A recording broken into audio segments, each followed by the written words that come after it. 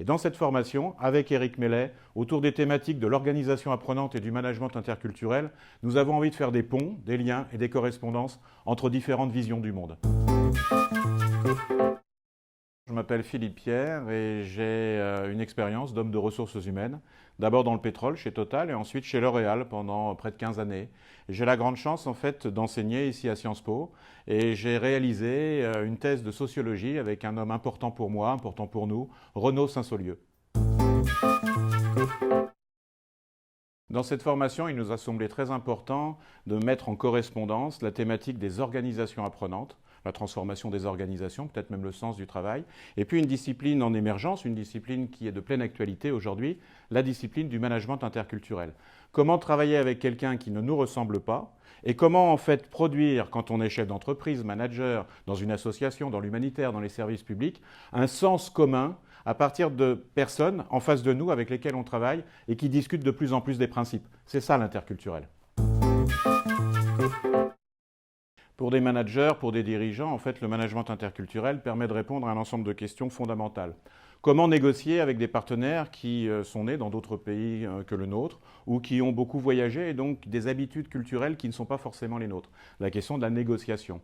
Comment de plus en plus travailler à distance avec des personnes qui ne nous regardent pas ou qui ne sont pas physiquement à nos côtés? Et donc comment on équilibre dans des organisations apprenantes, en intelligence collective, le présentiel et le distanciel? C'est une question de pleine actualité. Et puis comment on fait rentrer dans ces équipes, en les intégrant, c'est-à-dire en fait en passant de la tolérance à la reconnaissance, des personnes notamment plus jeunes que nous, et qui n'ont pas toujours, mais attention aux catégorisations hâtives, le même sens du travail, et plus profondément, la question de la centralité du travail dans nos existences.